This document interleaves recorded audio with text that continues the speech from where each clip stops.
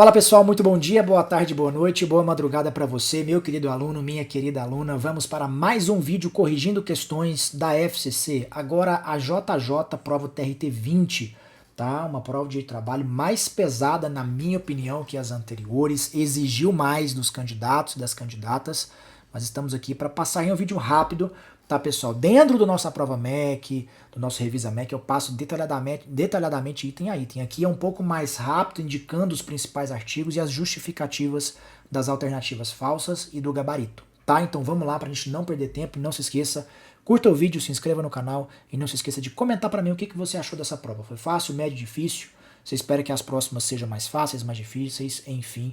Vamos que vamos. Primeira questão que trata da Convenção 87 da OIT, hein? Essa daqui pegou uma galerinha de surpresa, né? Porque não é comum vermos aí a Convenção 87 da OIT, que trata da liberdade sindical. Vamos lá.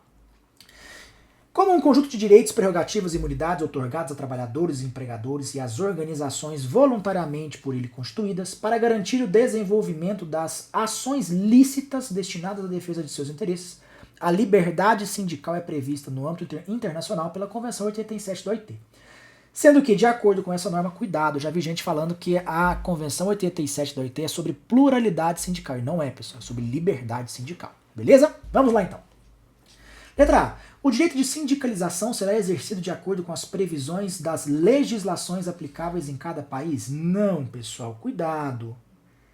Não há necessidade de termos legislação infraconstitucional, infraconstitucional não, abaixo ali da Convenção 87, ou seja, legislação interna de cada país para se aplicar ali a Convenção 87, tá? Isso daqui está lá no artigo 11 da Convenção. E lembrando um detalhe importante, essa Convenção não foi ratificada pelo Brasil, tá? Por isso que nós não temos a sua aplicação, pelo menos por enquanto, na data que eu estou gravando essa aula aqui, em dezembro de 2024, a sua aplicação no Brasil, ok? Vamos lá, letra B.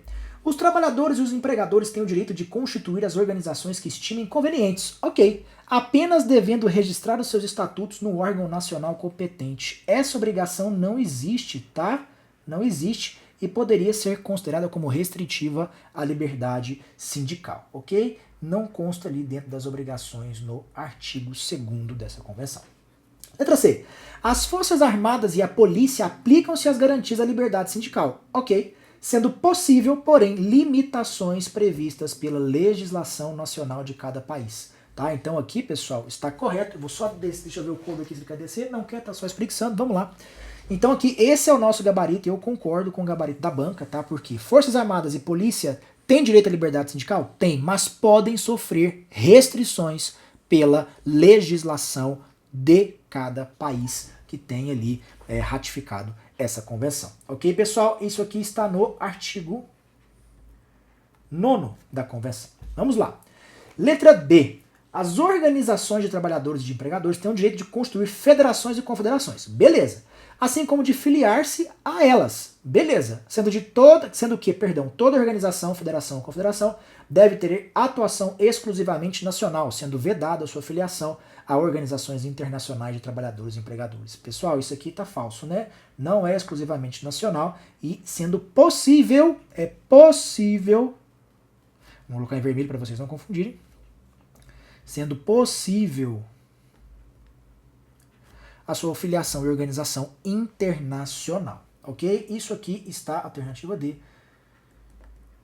artigo 5º dessa convenção, tá? Letra E. A aquisição da personalidade jurídica pelas organizações de trabalhadores e de empregadores, suas federações e confederações, estará sujeita a condições previstas pelos órgãos nacionais de cadastro das entidades sindicais. Isso daqui não existe dentre as obrigações lá do artigo, vamos colocar aqui, cadê o azul?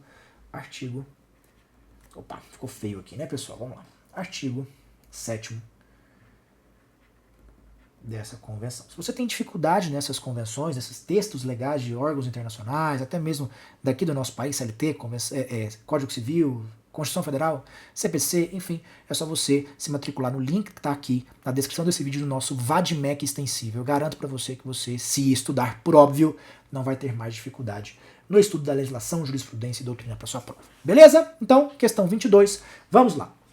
Em razão da baixa demanda de produção no final do ano, a empresa metalúrgica Aluminium Ltda decidiu conceder férias coletivas. Olha, pessoal, um bom tema, hein? Férias é um tema que a FCC ama, tá? Então, mesmo férias individuais, férias coletivas, você precisa saber, né? Deu férias coletivas a seus 250 empregados, tanto no setor de produção como no setor administrativo, a partir de 15 de dezembro, em um único período de 30 dias. Então, olha só, isso aqui é importante. A partir de 15 de dezembro, em um único período de 30 dias. E comunicou seus empregados em 1º de dezembro sobre a concessão das férias coletivas e sobre a sua duração. Então, em dezembro.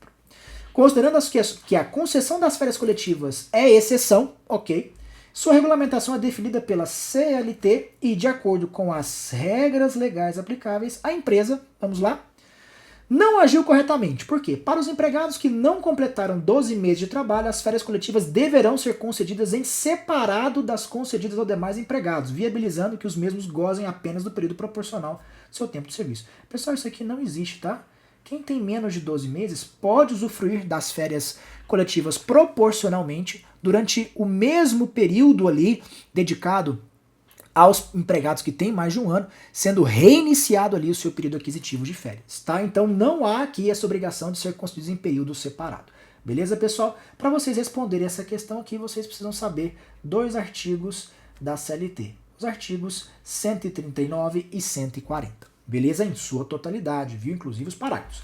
Letra B. Agiu corretamente ao conceder férias coletivas para todos os empregados, inclusive aqueles que não completaram 12 meses de trabalho, já que todos os empregados têm direito às férias coletivas por igual período, independentemente do tempo de serviço. Não, pessoal, não é bem isso daqui.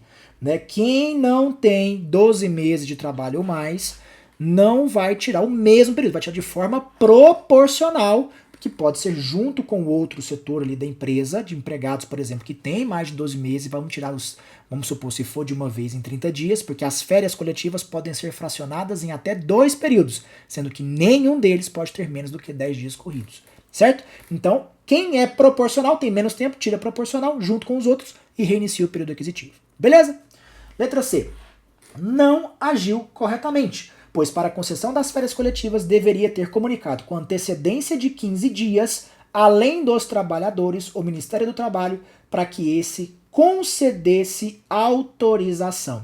O que eu quero que você preste atenção, porque aqui eu considerei isso aqui uma pegadinha um pouquinho pesada, né? Da banca, um pouquinho pesada. Mas por que eu falo isso para você? Porque veja aqui comigo. Vamos escrever aqui, ó. Férias coletivas, para você nunca mais esquecer esse prazo. Quantas letras nós temos em férias coletivas? 1, 2, 3, 4, 5, 6, 7, 8, 9, 10, 11, 12, 13, 14, 15. Vamos lá? Então aqui nós temos 15 letras. O prazo é de, vamos lá, nós temos 15 letras com prazo de comunicação de 15 dias. Lembrando, esse prazo aqui, olha o Kobe fazendo barulho. Olha o Kobe fazendo barulho. Vou atrapalhar minha aula aqui, galera. Tá ao vivo aqui no YouTube, é isso aí. 15 dias, pelo menos, é uma antecedência mínima, tá? Antecedência mínima de 15 dias, tá? Então, qual que é o erro aqui que eu vejo aqui nessa questão? Com antecedência de 15, é uma antecedência mínima. Ele pode ser feito em 15, ok, mas não há autorização por parte do Ministério do Trabalho. Você só comunica, o Ministério do Trabalho não tem que autorizar nada. Beleza? Tranquilo? Então, letra C errada. Letra D. Não agiu corretamente, pois para a concessão das férias coletivas deveria, com antecedência mínima, olha só o erro, olha só, aqui já colocaram certo. Antecedência mínima de 15 dias, ter comunicado as datas de início e fim das férias e indicado quais aos setores abrangidos, olha só, é isso aqui, ó, tanto ao órgão local do Ministério do Trabalho, como os sindicatos representativos da categoria profissional e também os empregados, porque a empresa comunicou somente aos empregados, então faltou comunicar o órgão do Ministério do Trabalho e também os sindicatos representativos, e o prazo de 15 dias. Então aqui, pessoal, esse é o nosso gabarito e eu concordo com a banca letra D. Letra E. Agiu corretamente, pois as férias coletivas não podem ser fracionadas, devendo ser concedidas em um único período, igualmente para todos os empregados. Mentira, porque as férias coletivas podem sim ser fracionadas em 2 períodos. Pensa, férias coletivas, 2 palavras, 2 períodos de até não, perdão, sendo que nenhum deles pode ter menos do que 10 dias corridos. 10 dias, vamos colocar aqui. Vamos colocar um pouquinho para baixo. Vamos colocar aqui. 10 dias corridos. Lembre-se, férias coletivas, letra C. C de coletivas, C de corridos. Beleza, pessoal? Tranquilo? Questãozinha boa sobre férias coletivas, nenhum problema na minha visão aqui, ok? 23. Contratado por prazo indeterminado em janeiro de 2019, Ronan efetuou saque na sua conta do FGTS para pagamento do preço de aquisição de moradia própria em fevereiro de 2023. Só um golinho d'água, pessoal. Então, vamos lá.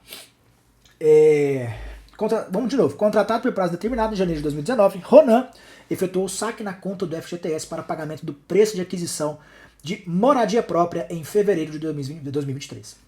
Em setembro de 2024 foi dispensado sem justa causa. Durante a vigência do contrato de trabalho, a empresa sempre depositou corretamente os valores de FGTS e o saldo atual na conta vinculada do Ronan é de 20 mil. Considerando as disposições legais que regulamentam o FGTS, aqui, pessoal, qual é a disposição legal? É a lei. Vamos colocar de azul para a gente não confundir, né? Vamos lá. Lei 8.036, que regula o FGTS. Tá? Então vamos lá. Ronan poderá sacar o saldo. A primeira coisa que você tem que ver se ele vai poder sacar ou não é a demissão. Ele foi dispensado sem justa causa, e a demissão sem justa causa é uma das hipóteses de saque ou levantamento do FGTS. Está lá no artigo 20 da lei, tem diversas hipóteses que você precisa ler. Professor, eu preciso ler a lei do FGTS para TRT? Precisa. Tá? Precisa, você precisa ler mais leis extravagantes. Como eu falo, a CLT não basta mais. E a lei do FGTS já caiu outras vezes, não é tão comum, mas já caiu e agora caiu de novo, né? Poderá sacar o saldo existente na conta vinculada do FGTS, mas como já utilizou o FGTS para adquirir moradia própria, a multa rescisória a ser depositada pela empresa será igual a 20% do montante de todos os depósitos realizados na conta vinculada durante a vigência do contrato de trabalho, atualizados monetariamente e acrescidos os respectivos juros. Pessoal, isso aqui não tem nada a ver. A indenização do FGTS continua sendo de 40%. Ele foi demitido sem justa causa e o empregador tem a obrigação de indenizar o seu empregado, o seu ex-empregado, na verdade, com 40% do valor de todos os depósitos de FGTS durante a vigência do contrato de trabalho. Cuidado para você não confundir aqui, porque como ele sacou para aquisição de moradia própria, sobrou ali, vamos colocar ao final do contrato de trabalho 20 mil. Vamos supor que era 100 mil que ele tinha. Ele sacou 80, sobrou 20, certo? A empresa vai pagar a indenização de 40%, pessoal, sobre os 100 mil, sobre a totalidade dos depósitos, e não no saldo, não com base no saldo ali na data da demissão. Perfeito, pessoal? Tranquilo? Então, alternativa letra A, errada, porque não se altera. 40% de todos os depósitos atualizados, com juros, tudo certinho, ok? Letra B de bola.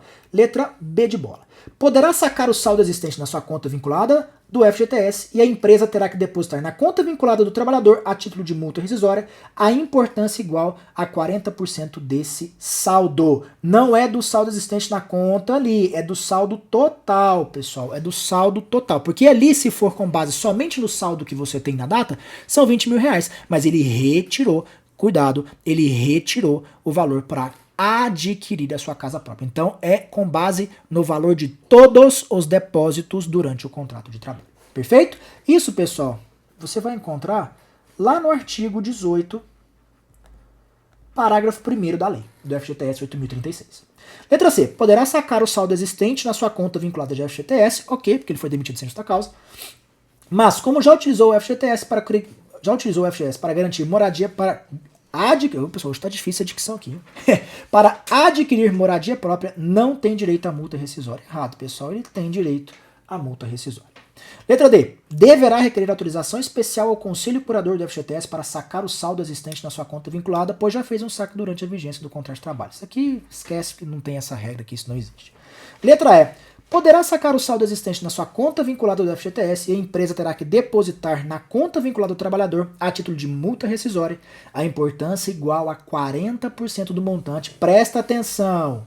40% do montante de todos os depósitos realizados na conta vinculada durante a vigência do contrato de trabalho. É o que eu falei para vocês anteriormente. E não se esqueçam, esses depósitos eles têm que ser atualizados monetariamente acrescido de juros, ok? Então, gabarito aqui, letra E. Então, soma aqui. Você precisa saber o artigo 20 para saber que ele pode sacar e o artigo 18, parágrafo 1º, que consta a indenização de 40% sobre o valor total dos depósitos, atualizados e com juros, ok?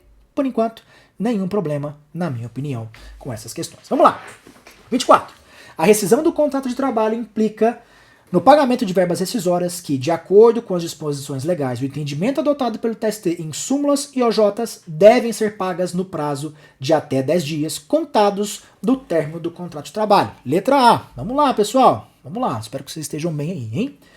Sob pena de multa em favor do empregado em valor equivalente ao valor do seu último salário devidamente corrigido, mesmo que o empregador seja massa falida. Então toma cuidado. Você sabe que o prazo para todas as obrigações de extinção do contrato de trabalho perante o empregado, pessoal, da empresa, é de 10 dias a partir da extinção do contrato de trabalho. Não é a partir da comunicação, não é a partir da data do aviso prévio, não. É a data do final do aviso prévio que se dá a extinção do contrato de trabalho. Então, extinguiu, 10 dias para pagar e todas as outras obrigações, por exemplo, com documentos, entrega de documento, reconhecimento, enfim. Se o empregador ele não respeita esse prazo de 10 dias, uma das penalidades é justamente o pagamento de uma multa, a famosa multa do artigo 477 da CLT, tá? É a famosa multa, vamos colocar aqui, multa do artigo 477 parágrafo 8º da CLT. Essa obrigação, pessoal, de 10 dias aqui, ó, tá na minha câmera, né? Deixa eu só colocar para baixo aqui, então. Os 10 dias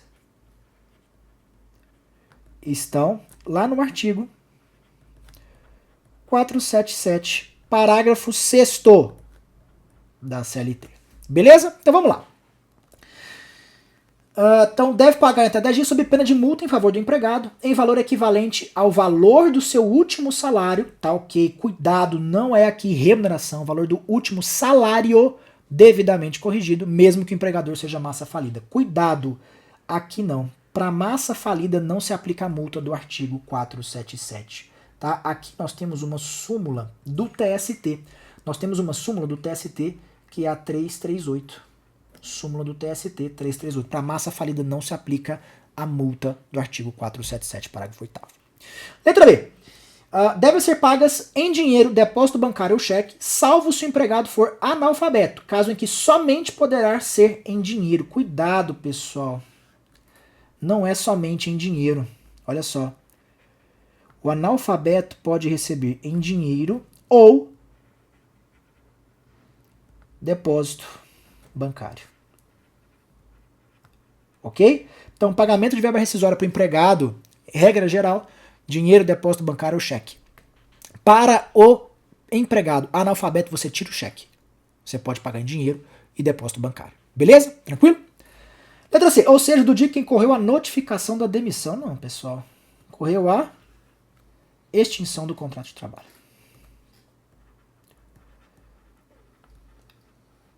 Extinção do contrato de trabalho. Lá no artigo 477, parágrafo 6º. A do empregado analfabeto é artigo 477, se eu não me engano, parágrafo 4º. Beleza, pessoal? Parágrafo 4º. Ok? Letra D. Sob pena de multa em favor do empregado em valor equivalente ao seu último salário sem correção. Não, pessoal, o salário ele é corrigido, tá? E lembrando, é o último salário e não remuneração. Ok? Letra E, sob pena de multa em favor do empregado em valor equivalente ao valor do seu último salário, beleza, devidamente corrigido, ok, mesmo que o empregador seja pessoa jurídica de direito público. Cuidado aqui, pessoal. Olha só, OJ 238 da SDI 1 do TST. A partir do momento que a pessoa jurídica de direito público contrata diretamente pela CLT, pessoal, ela não tem mais todos aqueles seus poderes de império, a sua característica de um ente público em si. Então aqui se aplica a multa do artigo 477, parágrafo 8º da CLT, conforme o entendimento em orientação jurisprudencial do TST. Então, pessoal, aqui tranquila a questão. Exigiu, olha só, exigiu uma súmula e uma J. Para com esse negócio de ler só CLT para TRTs. Não basta mais para você ficar nas cabeças e ser ali nomeado. Além de aprovado, nomeado. Além de aprovada, nomeada. Beleza, pessoal? Questão 24, tudo certo? Vamos para a questão 5. Visando essa questão aqui é boa, viu? Mais uma vez a lei emprega mais mulheres, tá? Visando o apoio à parentalidade no trabalho e o combate à violência no âmbito do trabalho, a empresa Lux Indústria e Comércio LTDA adota diversas medidas, sendo que entre elas encontra aderência com a Lei 14.457 de 2022. A implementação. Vamos lá, pessoal. Letra A. De suspensão do contrato de trabalho, mediante requisição formal do empregado com filho cuja mãe tenha encerrado o período de licença maternidade, ou seja, está retornando ao trabalho, para prestar cuidados, estabelecer vínculos com filhos, acompanhar seu desenvolvimento ou apoiar o retorno ao trabalho de sua esposa ou companheira. Isso daqui, pessoal, isso daqui está o quê? Está totalmente correto. Artigo 17. Aí você pega todos os incisos, tá? Todos os incisos da Lei 14.457 de 2022, apoio ao retorno ao trabalho pós licença maternidade, ok? Então, nosso gabarito, letra A. Letra B, no pagamento de uma indenização substitutiva à licença maternidade em valor superior a 50% aos salários maternidade que seriam recebidos no período, para que as empregadas assim desejarem manifestar sua concordância mediante assinatura de acordo escrito. Pessoal, eu não vi essa obrigação aqui na Lei 14.457, mesmo aquelas de alteração do Programa Emprega Mais Mulheres. O Programa Emprega Mais Mulheres é redução da jornada de trabalho, a alteração que teve lá em 50%, enfim. Mas do período de prorrogação da licença maternidade. Aqui fala de indenização substitutiva à licença maternidade. Isso aqui não tem na Lei 14.457. Beleza? Então isso aqui não existe, tá? Letra C. De política de trabalho remoto para pais e mães de crianças até 12 anos, como medida de apoio à parentalidade, sem prejuízo à remuneração. Aqui não são 12 anos, tá, pessoal? São 6 anos. Nós temos isso daqui lá no artigo 7º da lei, tá? Artigo 7º da lei. Letra D. De ações de capacitação, de orientação, de sensibilização aos empregados e das empregadas de todos os níveis hierárquicos da empresa, a serem realizadas pelo menos a cada 24 meses sobre temas relacionados à violência, ao assédio, à igualdade e à diversidade no âmbito do trabalho, em formatos acessíveis, apropriados e que apresentem máxima efetividade de tais ações. Muito boa, né? A única coisa que está errada aqui é o prazo, tá, pessoal?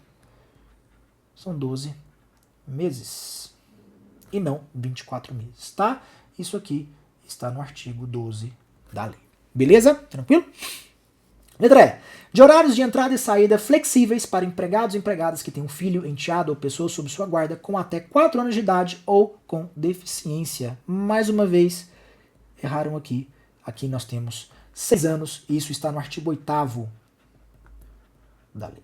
Tá, pessoal? Então, realmente você poderia ficar com dúvida nessa daqui, mas eu confesso, eu olhei a lei, não achei nem mesmo ali dentro das modificações dos artigos finais, né? Modificou a lei do Programa Empresa Cidadã. Ali é questão de redução de jornada e não indenização em valor superior a 50% dos salários, tá? Então, para mim, gabarito letra A, concordo com a banca. Beleza, pessoal? Tranquilo? Vamos lá para a 6ª questão.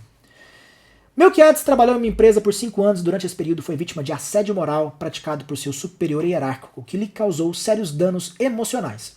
Após ser dispensados, Melquiades ajuizou a ação trabalhista pleiteando indenização por dano moral. Reconhecido judicialmente, o assédio moral, a indenização, conforme, olha só, presta atenção, ditames da CLT e jurisprudência do STF. Então aqui você já fica atento, tá? Já fica atento. Letra A. Poderá abranger perdas e danos e danos materiais sofridos por Melquiades. Eu falei certo, pessoal? Melquiades, acho que pelo acento é Melquiades, né?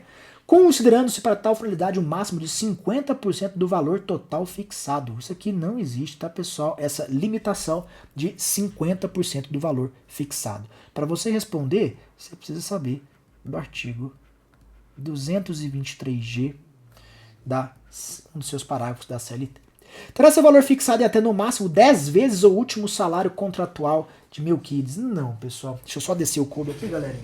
Olha só quem tá aqui. né? Vamos descer os dois? Então vamos lá. Vocês estão atrapalhando meu vídeo pro YouTube, galerinha. Os negócios vão cair embaixo. Perdão, pessoal, não vou editar o vídeo, porque aqui quero que seja o mais breve para auxiliar os recursos de vocês, tá?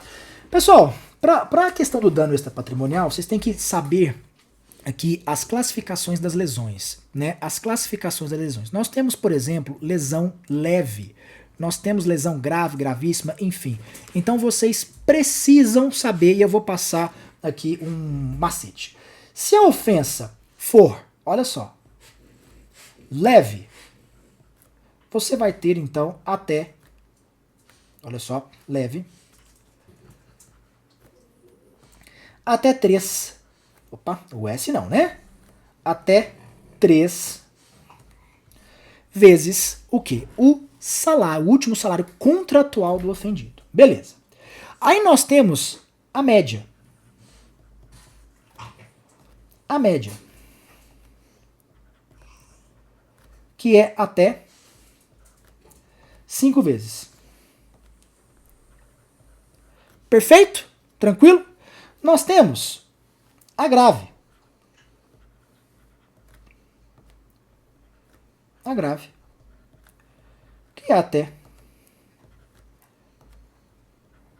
20 vezes. Certo? Até 20 vezes. E aqui nós temos a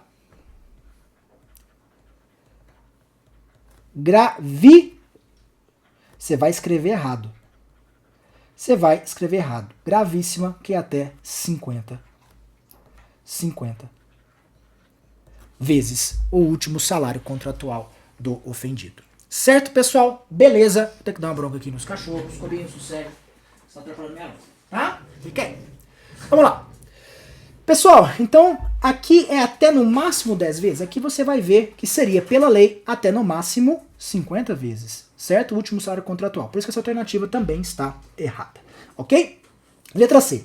Deverá ser proporcional à ofensa praticada. Olha só, proporcional à ofensa praticada, que poderá ser classificada como de natureza leve, média, grave e gravíssima. Olha aqui que importante isso daqui para você saber. Olha que importante. Com parâmetros de valor. Quem não estudou bem não faz a mínima ideia, do que eu estou falando. Respectivamente, em cada uma dessas hipóteses do equivalente a 3, 5, 20, 50 vezes o valor do último salário. Por que que eu destaquei isso daqui, pessoal? Justamente por conta da ADI 6050, julgada pelo STF, tá? ADI 6050, julgada pelo STF. Por que que ele decidiu? Foi discutido que se esses valores aqui não seriam inconstitucionais, porque você está, em tese, limitando ali a decisão do juiz em certo valor. Aí utilizaram daquele julgamento específico do STF, da lei de imprensa, que declarou inconstitucional, enfim. O que foi decidido para você saber? Essa limitação ela é constitucional se ela for, veja só, se ela for utilizada como parâmetro. Então, para o STF, 3 vezes, 5 vezes, 20 vezes, 50 vezes, são apenas parâmetros de referência para o juízo utilizar. Pode se decidir a indenizar a mais? Pode. Não tem problema. Porque essas limitações são apenas como parâmetros.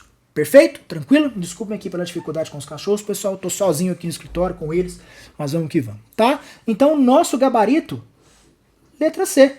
Correto. É isso mesmo, tá? Letra D. Deverá ser proporcional à ofensa praticada, que poderá ser classificada como de natureza leve, olha só, média, grave e gravíssima, com valor, respectivamente, em cada uma dessas hipóteses, ao equivalente a, no máximo, cuidado, no máximo, 3, 5, 20, 50 vezes. Não, porque é simplesmente um parâmetro. Beleza? Agora os meus cachorros querem que eu suba. Pessoal, vocês podem até acelerar essa parte e podem passar, que eu vou subir os meninos. O Apolo vai ficar aqui embaixo, qualquer coisa eu subo depois, ok? Letra E.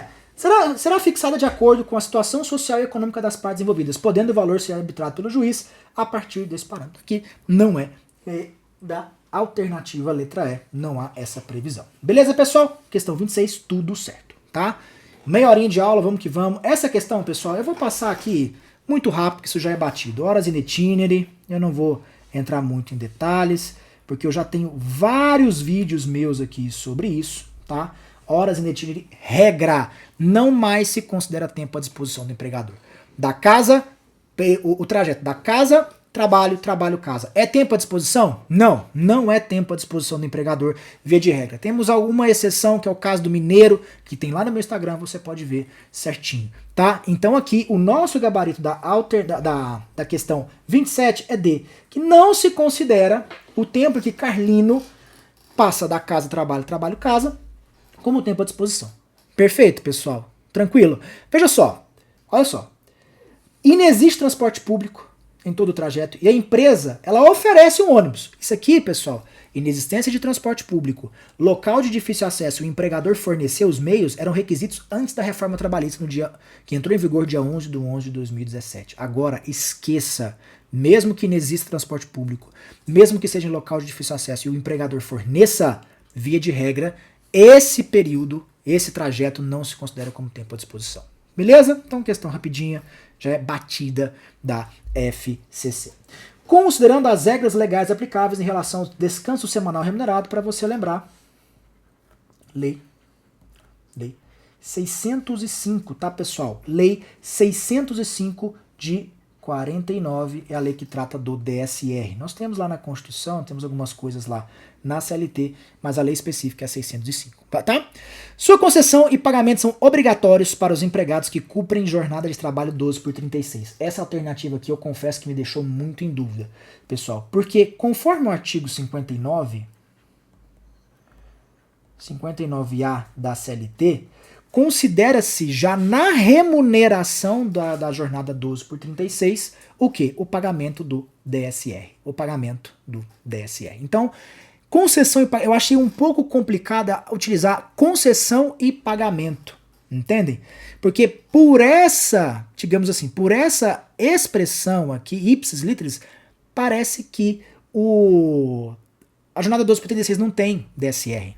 Entendem? Não tem DSR. E no meu caso aqui, essa alternativa é falsa pela banca, né? Mas ficou um pouquinho complicado de compreensão. Para mim a redação não ficou muito bacana para te trazer uma clareza de resposta. Mas seguindo aqui, na minha visão, o que fundamenta é justamente o artigo 59A, que fala que o pagamento do DSR já está incluso, já engloba ali na remuneração do trabalho 12/36. Ok?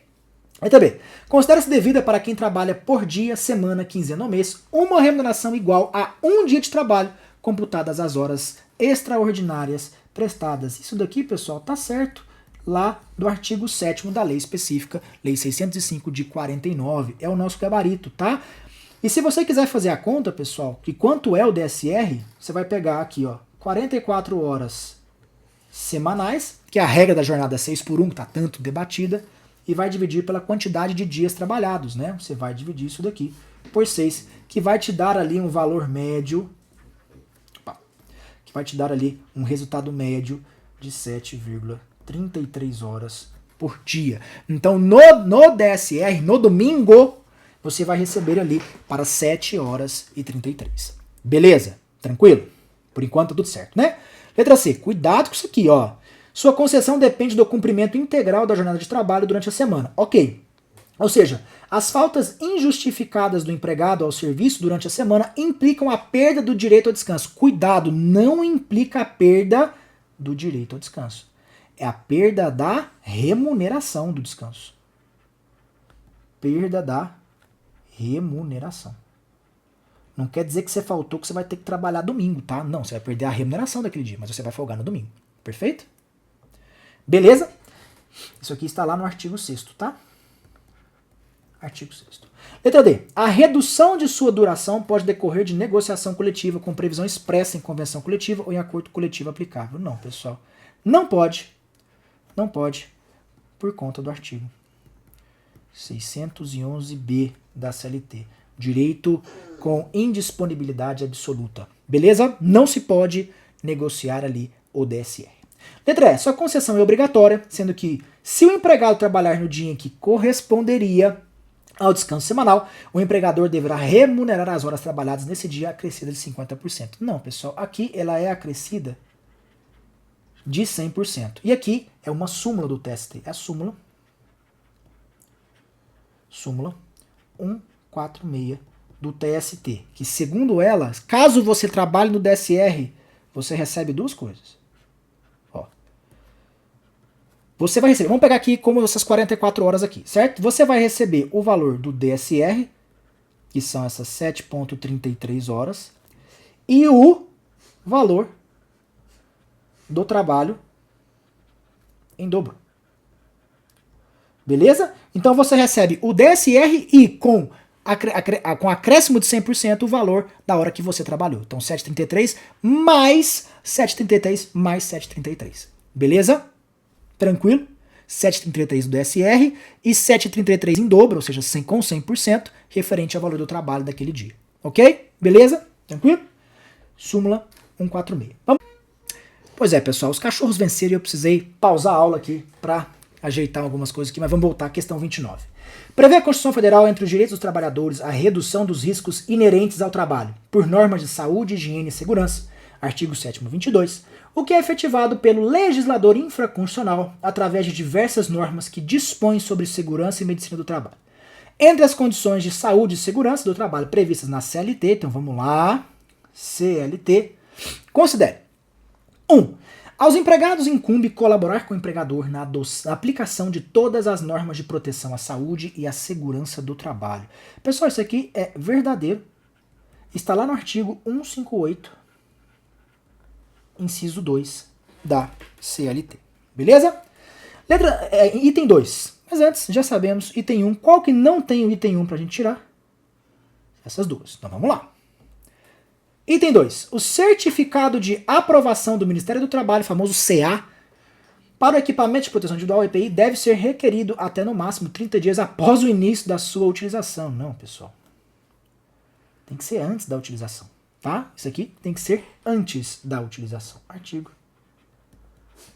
167 da CLT.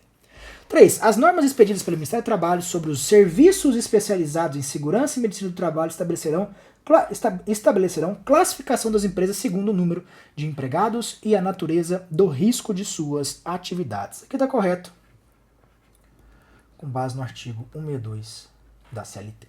4. O empregador designará anualmente, dentre os representantes, o vice-presidente da CIPA e os empregados elegerão, entre eles, o presidente. Pessoal, inverteram aqui, né? O empregador designa o presidente e os empregados o vice-presidente em eleição. Beleza? Tranquilo? Isso aqui está lá no artigo 164, parágrafo 2º. A banca aqui inverteu, tá? A banca aqui inverteu, tá? Item 5. Cabe às empresas adotar as medidas que se tornem exigíveis em matéria de segurança e saúde, em saúde e segurança do trabalho, determinando as obras e reparos que em qualquer local de trabalho se façam necessários. Pessoal, quem não estuda vai achar que tá certo, tá? Mas não cabe às empresas, tá, pessoal? Cabe aqui, ó, vou puxar aqui para baixo, tá? Cabe à Delegacia Regional do Trabalho. Que hoje você vai ver quem é a autoridade competente, são os AFTs, Auditores Fiscais do Trabalho. Perfeito, pessoal? Tranquilo? Então aqui somente a 1 e a 3, que são verdadeiras, gabarito letra B, ok? E agora eu quero que você preste muita atenção, porque essa última questão aqui é uma das mais difíceis, na minha opinião, nos últimos anos para direito do trabalho que a FCC fez em concursos de TRTs, tá? Ela trata de prescrição, pessoal. Vamos lá. Mirtes trabalhou como vendedora por 12 anos em uma indústria alimentícia. Recebia salário fixo, além de comissões sobre as vendas e tinha direito a uma complementação de aposentadoria. Foi dispensada sem justa causa em abril de 2023, sem receber suas verbas rescisórias. Ok. Em agosto de 2023, ajuizou reclamação trabalhista pleiteando o pagamento de verbas rescisórias não quitadas, o reconhecimento de horas extras nos últimos 8 anos de contrato, a nulidade de uma alteração contratual ocorrida em 2015 que reduziu sua comissão sobre vendas e diferenças de complementação de aposentadoria decorrentes da redução das comissões. A partir da análise, olha só, hein? Súmulas e OJs do TST sobre prescrição, considere. Mas antes disso, pessoal, quem é meu aluno sabe, eu gosto de fazer, quando a questão é mais complicada aqui, o detalhamento numa linha do tempo. Então, pensa aqui comigo. Vamos lá. Vamos pegar aqui. A Mirtes, ela teve, olha só, prestem atenção às datas. Em 2015, ela teve, pessoal, a redução das comissões. Certo? Redução das comissões. Ou seja, a nulidade de uma alteração contratual ocorrida em 2015 que reduziu sua comissão. Perfeito. Vamos fazer uma linha do tempo bem longa aqui. Vamos pegar as datas que nós temos aqui. Ela foi dispensada em abril de 2023. Então aqui nós temos a dispensa, correto? Tá tudo certo com vocês aí? Vocês estão pegando aqui comigo? Por que eu estou fazendo isso, pessoal? Isso aqui vai ser muito importante para que você consiga delimitar comigo aqui algumas questões de prescrição, tá? Então, vamos lá. Em 2015 a comissão baixou. Em abril de 2023 ela teve a sua demissão, certo? Quando foi que ela ajuizou a ação? Só para a gente ver a questão de prescrição aqui.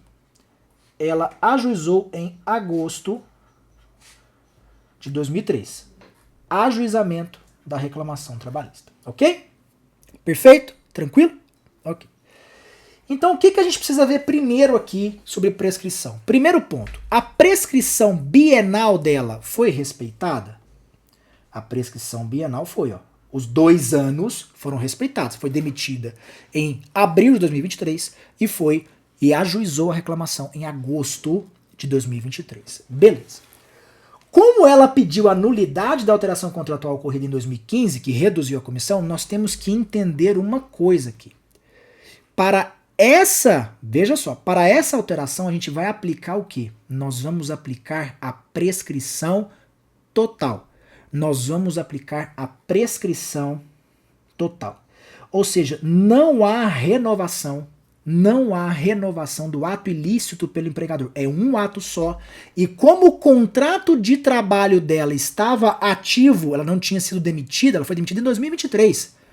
Em 2020, porque aqui nós aplicamos a prescrição total quinquenal, total que é um ato do empregador que causa o ilícito, que não se renova mês a mês, ou seja, Mirtes tinha de 2015 até 2020 para entrar na justiça e pedir ali a nulidade dessa alteração contratual.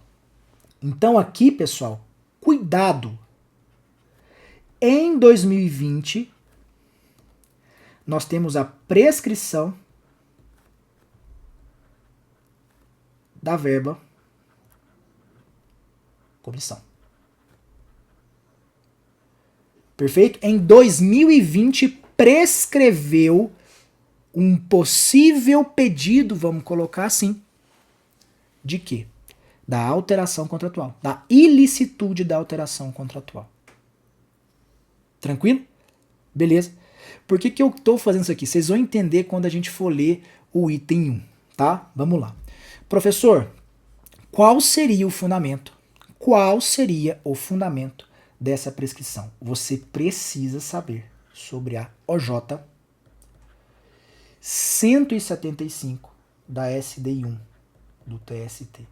E ela literalmente fala que a supressão de comissão ou alteração quanto à forma ou percentual que gere prejuízo ao empregado é suscetível de prescrição total da ação. Ou seja, é um ato único do empregador que já enseja o início da contagem do prazo de 5 anos. Por que 5 anos, professor? O contrato dela está ativo. Ativo, então é total quinquenal. Beleza? É uma parcela que não é assegurada em lei, pessoal. Por isso que nós vamos aplicar a prescrição total quinquenal. Ok? E por que eu estou falando disso? Vamos lá. Prestem atenção comigo agora. Vamos ler o item 1. A pretensão, olha só, a pretensão a diferenças de complementação de aposentadoria sujeita-se à prescrição parcial e quinquenal. Mas o professor está falando de diferença de complementação de aposentadoria. Aqui nós iremos. Então, por quê? Calma lá que nós vamos chegar. OJ é a 175. Nós vamos falar aqui da súmula 308 do TST. Então vamos lá. A pretensão à diferença de complementação de aposentadoria sujeita-se à prescrição parcial e quinquenal, podendo ser reconhecida em favor de MITs a existência dessas diferenças em decorrência da redução das comissões em relação aos 5 anos anteriores à extinção do contrato de trabalho. Agora vamos ao que diz a súmula 308, pessoal. Súmula 308. Opa, pessoal, eu peço desculpas aqui. Não é a súmula 308, tô ficando doido aqui. É a súmula. A súmula 308 vai fundamentar outra coisa nossa aqui. É a 327. A súmula 327 fala o seguinte: a pretensão a diferenças de complementação de aposentadoria sujeita-se à prescrição parcial e quinquenal. Então, o começo está certo. Olha agora. Salvo se o pretenso direito decorrer de verbas não recebidas no curso da relação de emprego e já alcançadas pela prescrição à época da propositura da ação. Então, se você observar, quando ela propôs a ação, quando ela ajuizou a ação em agosto de 2023, a questão das comissões já estava prescrita, porque prescreveu em 2020. Prescrição total e quinquenal, 5 anos para frente, ela não fez nada. Então, o direito não socorre aos que dormem. Então aqui, pessoal, esse item é falso porque está prescrito, o que fundamentou ali a complementação da aposentadoria está prescrita. Então não vai se aplicar aqui. A súmula 327 do salvo para frente inibe essa questão. Perfeito? Então vamos tirar aqui item 1. Letra A, C e E são as sobras, digamos assim, dessa questão. Tá tudo certo, pessoal? Se vocês não estiverem entendendo, vocês me avisem que talvez eu grave um outro vídeo, enfim, mas eu espero que tenha ficado claro aqui para vocês essa diferenciação. E perdão pela súmula 308, ela vai fundamentar outra coisa nossa aqui. Beleza, pessoal? Tranquilo? Então vamos lá. 2. A pretensão do pagamento de verbas decisórias não quitadas sujeita-se à prescrição bienal, podendo, portanto, ser reconhecidas em favor de MITs e as horas extras pleiteadas podem ser reconhecidas em relação aos 5 anos anteriores à extinção do contrato. Aqui que é a súmula, ó. Não é extinção do contrato. Súmula 308 do TST. São 5 anos para trás, pessoal. Olha só. São 5 anos para trás do ajuizamento. Do ajuizamento. Súmula 308 do TST. Então, o MIRS tem direito ao recebimento dos valores de horas extras referente aos últimos 5 anos, contados do ajuizamento e não da extinção do contrato de trabalho. Tiramos aqui o item, a alternativa C. Beleza? Item 3. A prescrição total para o período de reconhecimento das horas extras, tendo em vista que se trata de alteração contratual em relação à jornada de trabalho. Não, pessoal. Aqui é prescrição parcial. Prescrição parcial que se renova mês a mês. Se renova mês a mês. Tá? A prescrição para as horas extras não é total. A prescrição ela é parcial. Por isso que o item 3 também é falso. Ok? Então sobrou a letra A, com a qual eu concordo com o gabarito. Item 4. A pretensão à diferença de complementação de aposentadoria não pode ser reconhecida em favor de MITs, porque o direito decorre de redução das comissões em relação à qual incide a prescrição total, visto que se trata de uma alteração contratual no custo da relação de emprego. Verdadeiro é o que nós aqui conversamos sobre a OJ 175 e a súmula 327. Entendemos primeiro a prescrição da questão das comissões, para depois entender a diferença para a complementação de aposentadoria. Ok? Item 5. A pretensão ao pagamento de horas extras pleiteadas pode ser reconhecida em favor de MITs em relação aos últimos 5 anos, aos 5 anos anteriores à data de ajuizamento da reclamação. Beleza? Lembra, prescrição quinquenal, 5 anos ali a partir do ajuizamento. Entrei com o processo, verbas pecuniárias, ou seja, eu vou receber dinheiro, a empresa paga do ajuizamento para trás. Ajuizamento para trás. Não é da extinção do contrato de trabalho como ficou aqui nessa questão. Beleza, pessoal? Tranquilo? Eu espero que você tenha entendido. Não vejo aqui uma questão com dúvidas muito grandes para a anulação. Eu acho que a banca para a JJ acertou na prova de trabalho. Beleza? Espero que você tenha gostado. Comenta no vídeo aqui o que você achou dessa prova de JJ, se foi muito difícil, mediano ou fácil, e se você gostou dessa correção. Então, mais uma vez, me desculpem aí pelos imprevistos com os cachorros, eu tive que parar a aula uma vez só, mas espero que você tenha gostado. Fica com Deus, um forte abraço e bons estudos.